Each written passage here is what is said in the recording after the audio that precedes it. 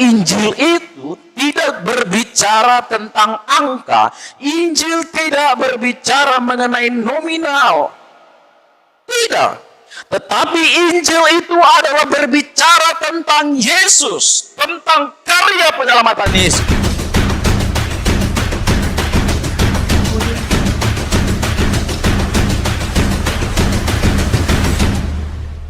Halo, shalom, selamat pagi buat kita semua.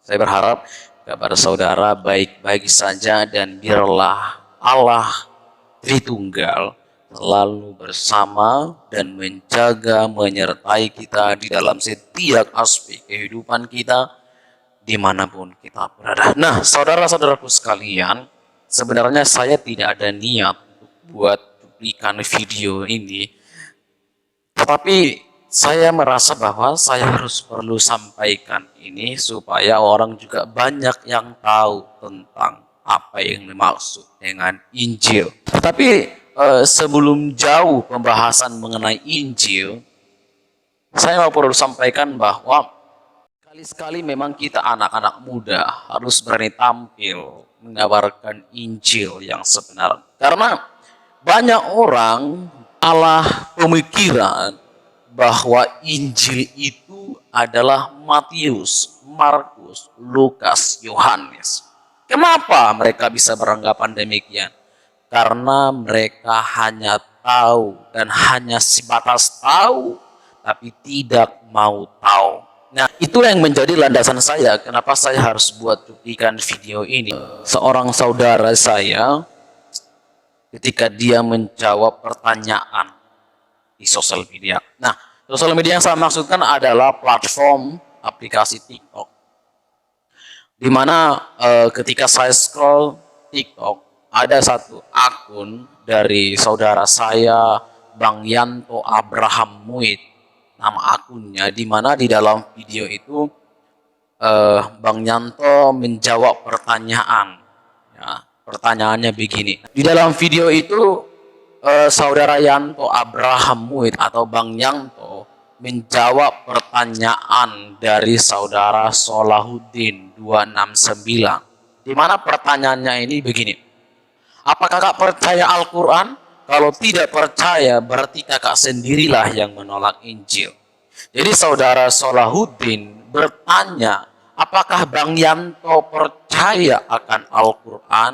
Kalau Bang Yanto tidak percaya berarti Bang Yanto sendirilah yang menolak Injil. Memang saya belum tahu pasti kenapa pertanyaan itu muncul.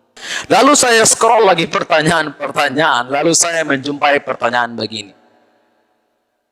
Injil ada berapa, Bang? Wow. Injil ada berapa? Ini adalah merupakan pertanyaan-pertanyaan yang menurut saya harus perlu dijelaskan. Karena Injil itu tidak berbicara angka. Injil itu tidak berbicara jumlah. Lalu, ada juga teman yang menjawab 4. Kenapa? Karena menurut dia Injil itu adalah Matius, Markus, Lukas, Yohanes. Inilah makanya saya katakan kita harus saya perlu memberikan sedikit jawaban atau lewat video ini. Karena sebenarnya Injil itu tidak berbicara tentang angka. Injil tidak berbicara mengenai nominal. Tidak. Lalu sebenarnya apa itu Injil? What is the gospel? Banyak orang tidak tahu apa itu Injil. Karena memang di pemahaman orang-orang yang mereka tahu Injil itu adalah Matius, Markus, Lukas, Yohanes. Oleh sebab itu, sebelum saya menjawab lebih jauh lagi tentang pertanyaan Injil ada berapa, saya mau sampaikan, Injil itu tidaklah angka. Tetapi Injil itu adalah berbicara tentang Yesus, tentang karya penyelamatan Yesus. Karena orang Kristen tahu tentang keselamatan yang dikerjakan oleh Yesus itu dari Injil. Dan saya percaya Injil adalah Allah sendiri. Injil adalah kekuatan Allah di dalam surat Paulus kepada jemaat di Roma. Roma pasal 1 ayat 16. Nah, what is the gospel? Apa itu Injil? Banyak yang tidak tahu apa itu Injil. Tapi banyak juga orang Kristen, anak-anak Tuhan yang tidak tahu Injil itu apa. Mereka bilang Injil itu Matius, Markus, Lukas, Yohanes. Tidak. Injil itu adalah tentang Yesus Kristus. Injil berbicara tentang karya penyelamatan Yesus Kristus. Sebab lewat Injil lah kita tahu tentang Yesus. What is the gospel? Apa itu Injil? Injil berasal dari kata bahasa Yunani evangelion, yang berarti good news, kabar baik, good announcement, pengumuman baik. Injil adalah berita baik tentang Yesus. Injil bukanlah Matius, Injil bukan Markus, Injil bukanlah Lukas, juga bukan Yohanes, tetapi Matius, Markus, Lukas, dan Yohanes, mereka adalah pemberita Injil. Mereka adalah penulis Injil atau nama dari kitab-kitab Injil. Jadi Injil bukan Matius, Injil bukan Markus, Injil bukan Lukas, Injil bukan Yohanes, tetapi Matius, Markus, Lukas, Yohanes adalah penulis kitab Injil. Lalu sebenarnya apa itu Injil? Injil adalah Yesus Kristus yang sang firman yang menjadi manusia. Yohanes pasal 1 ayat 14, yang telah mati di atas kayu salib untuk memperdamaikan manusia dengan Allah karena dosa. Injil berbicara tentang Yesus Kristus, sang firman. Yohanes pasal 1 berkata, pada mulanya adalah firman. Firman itu bersama-sama dengan Allah, dan firman itu adalah Allah. Dan di dalam Yohanes pasal 1 ayat 14 berkata demikian. Yohanes pasal 1 ayat 14 berkata, firman itu telah menjadi manusia dan diam di antara kita, dan kita telah melihat kemuliaannya, yaitu kemuliaan yang diberikan kepadanya sebagai anak tunggal Bapa, penuh kasih karunia dan kebenaran. Jadi Injil adalah berbicara tentang Yesus, sang firman yang menjadi manusia, yang telah mati di atas kayu salib. Paulus katakan, di bukit Golgota tergantung di atas kayu salib, di tempat yang hina. Tujuannya apa? Untuk memperdamaikan manusia dengan Allah karena dosa. Karena kalau Allah tidak turun ke dunia menjadi manusia, maka manusia tidak akan memperoleh keselamatan. Yang kedua, Injil adalah tentang Kristus dan tentang Kristus yang mati. Kristus bukan hanya mati bagi kita, tetapi juga memperdamaikan kita dengan Allah saat masih berdosa, tetapi juga bangkit dari kematian, dan ia hidup pada hari yang ketiga, dan ia naik ke surga yang nantinya akan datang kembali menjemput setiap saleh-salehnya, orang yang masih tetap percaya akan dia. Yang ketiga, Injil itu sendiri mengacu pada proklamasi bahwa Yesus Mesias yang disalibkan itu di bukit Golgota akan bangkit sebagai tanda satu-satunya yang benar dan satu-satunya Tuhan di dunia.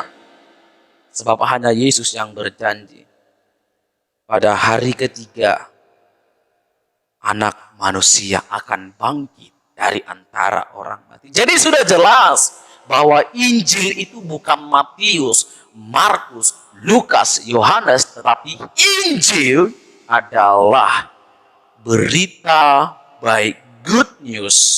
Atau Injil adalah berbicara tentang karya penyelamatan Yesus pada setiap orang yang percaya kepadanya. Bukan hanya kepada setiap orang, tetapi bagi seluruh orang. Yohanes pasal 3:16 berkata, karena begitu besar kasih Allah akan dunia ini, sehingga ia mengaruniakan anaknya yang tunggal. Yesus datang ke dunia ini bukan hanya untuk menyelamatkan orang benar. Bukan. Karena misi Yesus menjadi manusia bukan untuk menyelamatkan orang yang benar, tetapi menyelamatkan orang yang berdosa. Kenapa? Karena orang yang berdosa perlu diselamatkan. Lalu kalau Injil adalah berbicara tentang Yesus Kristus, Sang Firman yang menjadi manusia, yang mati, bangkit, hidup, dan menjadi pendamai antara kita dengan Allah karena dosa. Lalu sebenarnya inti konkret dari Injil itu apa? Inti dari pemberitaan Injil, inti dari Injil adalah berbicara tentang pemerintahan Allah yang dimanifestasikan dalam Kristus Yesus dan pekerjaan-pekerjaan. Inti yang kedua adalah berbicara tentang bagaimana seharusnya orang-orang hidup di dalam pemerintahan Allah tersebut. Dengan pengajaran dan perbuatan Yesus, Yesus Kristus membawa suatu era baru. Pemerintahan Allah ini berpuncak pada penderitaan dan kematian Yesus Kristus serta kebangkitannya. Jadi kalau ada orang yang berkata bahwa Injil itu adalah Matius, saya rasa mungkin perlu diselidiki juga mungkin. Karena Injil itu bukan berbicara Matius. Tapi Injil adalah berbicara tentang penderitaan, kematian Yesus, serta kebangkitannya. Yang tujuannya adalah untuk menyelamatkan semua orang. Bukan hanya orang benar, tapi juga termasuk orang berdosa. Karena itu, fokus kitab-kitab Injil adalah tentang penderitaan, kematian, dan kebangkitannya atau passion naratif yang kurang lebih 1 minggu terakhir hidup Yesus. Sebelum penderitaan dia alami. Dan Matius, Markus, Lukas mencatat itu semua di akhir dari Injil yang mereka tulis. Contoh, di dalam Kisah Para Rasul pasal 2 ayatnya yang ke-22 sampai ayatnya yang ke-24. Ya, Kisah Para Rasul pasal 2 ayatnya yang ke-22 sampai 24 ini adalah tentang khotbah Petrus. Berbunyi demikian, hai orang-orang Israel, dengarlah perkataan ini yang aku maksudkan. Ialah Yesus dari Nazaret, seorang yang telah ditentukan Allah dan yang dinyatakan kepadamu dengan kekuatan-kekuatan dan mujizat-mujizat dan tanda-tanda yang dilakukan oleh Allah dengan perantaraan Dia di antara tengah-tengah kamu, seperti yang kamu tahu itu. Dia yang diserahkan Allah menurut maksud dan rencananya telah kamu salibkan dan kamu bunuh oleh tangan bangsa-bangsa durhaka. 24. Tetapi Allah membangkitkan dia dengan melepaskan dia dari sengsara maut, karena tidak mungkin ia tetap berada dalam kuasa maut itu. Kisah Para Rasul pasal 2 ayat 22 sampai 24 adalah merupakan contoh pemberitaan tentang kematian, kebangkitan, dan kenaikan Yesus. Dan termasuk juga Kisah Para Rasul pasal 2 ayat 32, ayat 36, Kisah Para Rasul pasal 3 ayat 14 sampai 15, dan Kisah Para Rasul pasal 10 ayat 39 sampai 41, dan 1 Korintus pasal 15 ayat 1 sampai ayatnya yang ke-8. Jadi dari apa yang barusan saya sampaikan, saya berharap saudara bisa paham, bisa mengerti bahwa sebenarnya Injil itu bukan berbicara tentang angka atau nomor. Injil juga bukan tentang Matius, Markus, Lukas, Yohanes, bukan. Karena Matius, sekali lagi saya tekankan, karena Matius, Markus, Lukas, Yohanes adalah penulis kitab Injil, atau mereka adalah pemberita Injil. Sama seperti saya dan juga saudara-saudara sekalian yang percaya kepada Injil yang adalah Yesus Kristus. Saya dan saudara adalah pemberita Injil. Jadi Injil adalah berbicara tentang good news tentang Yesus. Dan lebih jelas lagi, saudara bisa baca nanti ulang kembali yang saya sampaikan dalam satu surat Rasul Paulus ya. Di dalam surat Rasul Paulus kepada jemaat di Roma, Roma pasal 1 ayat 16 dan 17 berkata demikian. LAI, Lembaga Alkitab Indonesia, memberikan perikop, Injil itu kekuatan Allah, sebab aku mempunyai keyakinan yang kokoh dalam Injil. Karena Injil adalah kekuatan Allah yang menyelamatkan setiap orang yang percaya.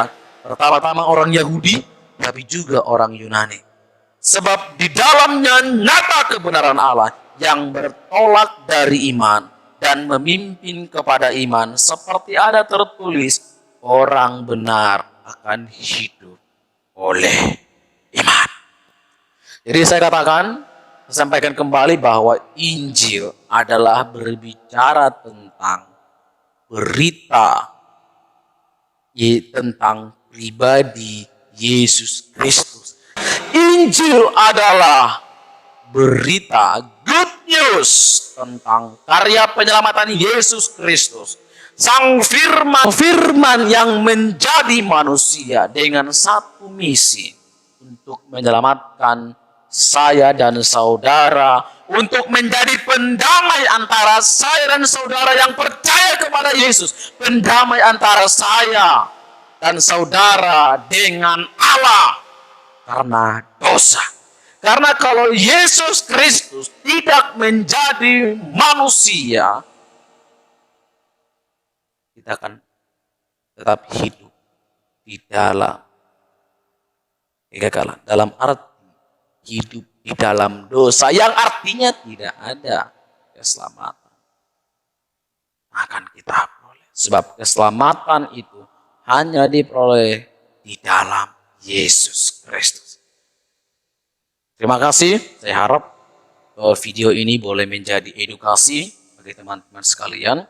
Saya mau sampaikan bahwa video tanggapan yang saya berikan ini, atau ya video ini yang saya berikan ini bukan untuk menjudgment orang, atau bukan untuk mengolok-olok, atau bukan untuk menjatuhkan teman yang bertanya tadi, tapi saya membuat video ini untuk memberikan edukasi tentang Injil, karena saya rasa saya wajib menyampaikan tentang Injil ini, edukasi ini, supaya tidak salah persepsi lagi. Jadi teman-teman juga yang nanti akan menonton video ini, saya harap bisa mendapat gambaran bahwa Matius, Markus, Lukas, Yohanes bukanlah Injil, tapi mereka adalah penulis kitab Injil, atau mereka adalah pemberita Injil, sama seperti saya dan saudara yang saat ini sedang memberitakan Injil. Shalom, selamat pagi. Tuhan Yesus memberkati. God bless.